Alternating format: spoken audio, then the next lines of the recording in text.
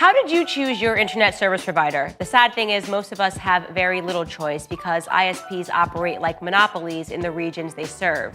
They then use this monopoly power to take advantage of customers. Worst of all, many ISPs log your internet activity and sell that data on to other big tech companies or advertisers. This is why I protect all of my devices with ExpressVPN. So what is ExpressVPN? It's a simple app for your computer or smartphone that encrypts all your network data and tunnels it through a secure VPN server so that your ISP cannot see any of your activity.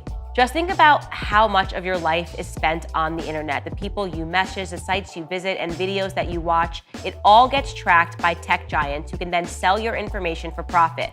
That's the reason I recommend ExpressVPN as the best way to hide your online activity. You just download the app, tap the button on your device, and then you're protected. So stop handing over your personal data to ISPs and other tech giants who mine your activity and sell off your information. Protect yourself, the VPN I trust to keep me private online. Visit expressvpn.com/Candace. That's expressvpn.com/Candace to get 3 extra months free. Go to expressvpn.com/Candace right now to learn more.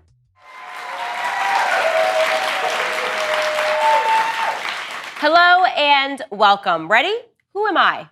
Quote, there's going to be no circumstance where you're going to see people being lifted off the roof of an embassy. End quote. Yeah, that was Joe Biden 1 month ago. And those are words that are going to live on in infamy because that's exactly what we saw. People being lifted off of rooftops in Afghanistan. That's right. Afghanistan has fallen to the Taliban, but that is not the only thing that's fallen. So has the facade. Which facade? You're probably asking yourself. Well, you can pick one. For starters, how about the idea that the war in Afghanistan had anything to do with 9/11? 9/11, that time that we were attacked by mostly Saudis on hijacked planes. So we started a war in Afghanistan because we had to find Osama bin Laden, remember? Yeah, actually, I do remember. But he was a Saudi too, wasn't he? Which is weird because we never went to war with Saudi Arabia, despite the fact that 9/11 plane hijackers were majority Saudi. And Osama bin Laden, the ringleader, was as well. Osama bin Laden. Yes, we finally got him captured in 2011 in Pakistan. Wait a minute, Pakistan? Did we go to war with Pakistan? No. Don't ask too many questions. The point is, we captured Osama bin Laden.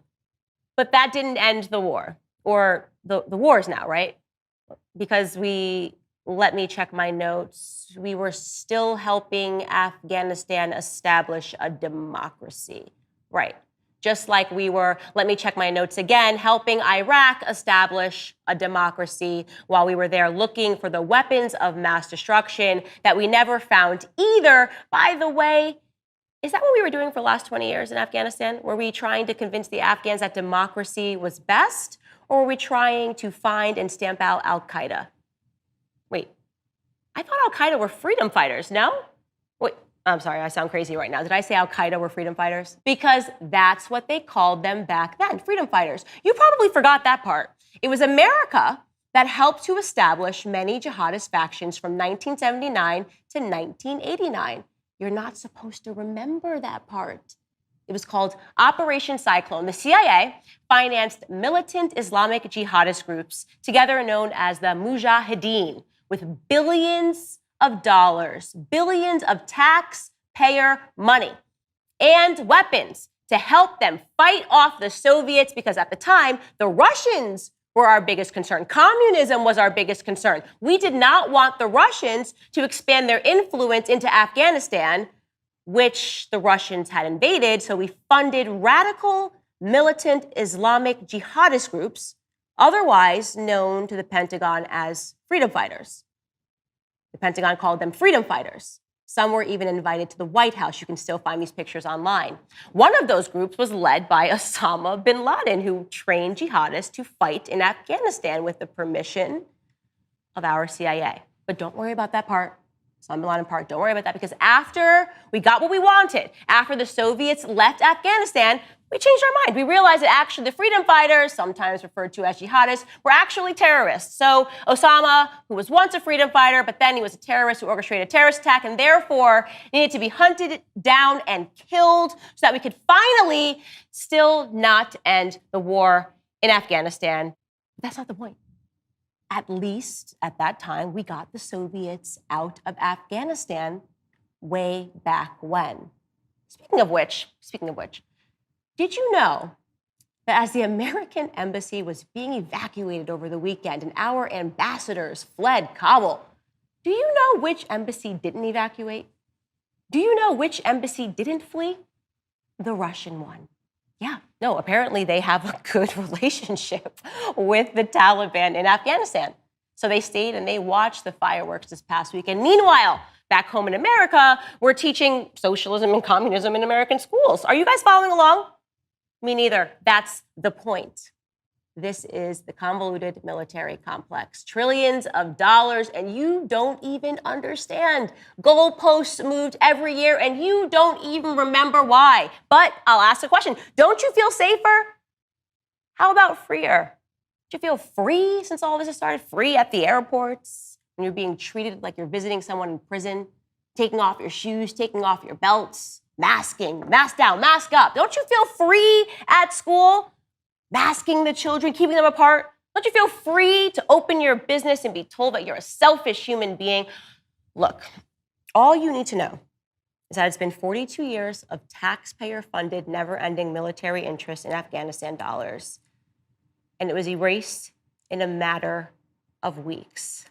20,000 Americans need to be evacuated from the country of Afghanistan. And Joe Biden is hiding in his basement again while Kamala Harris is refusing to speak to the press. The facade has dropped. Not like anybody ever believed you were a legitimate president, Joe, but I'm glad we don't need to mince words anymore. You're a feckless, sad excuse for a human being, corrupted for decades.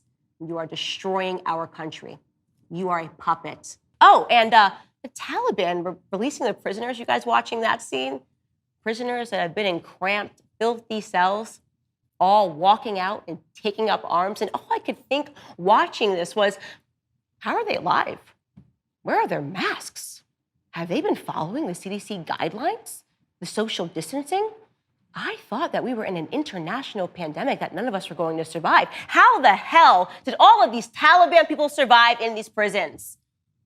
The people fleeing, maskless, jumping onto planes right now in Kabul, trying to leave the country at the airport. Not a mask in sight, which is weird because COVID-19 is so deadly that we have to lock down the world. It's a worldwide threat. Yeah, that facade is dropping too. The left has turned us into a worldwide joke. The facade of their morality in preaching, it's falling. The ugly truth is being revealed beneath. Progressivism makes us weak. Progressivism makes us stupid. Do you think that those people, by the way, that are sprinting and jumping on planes, dying, trying to get out of Afghanistan, do you think they give a crap about whether or not the military people are vaccinated? Do you think that would stop them getting on the plane? Do you think they give a crap about whether or not the military men are allowed to pick their gender? Do you think they're going, oh, thank God Biden is discharging all of the anti-trans agenda unvaccinated men from the military because I do not want them rescuing me. Yeah, your little facade is dropping, leftists. And you know what, Joe? You're right. This isn't Vietnam. It's not Saigon, buddy. It is so much worse for you and your party. Thanks for joining me on this episode of Candace. Do you want to win a free trip to the Candace Show? Well, now is your chance. We are giving away another winning ticket to send you and your +1 to Nashville, where you'll get to meet me and watch the show live. Enter the giveaway on dailywire.com/VIP and use code VIP to get 25% off a new membership. You will be automatically entered for a chance to win. Again, that's dailywire.com/VIP. And as always, if you like this video, subscribe to this YouTube channel and ring the bell to get notifications on new videos.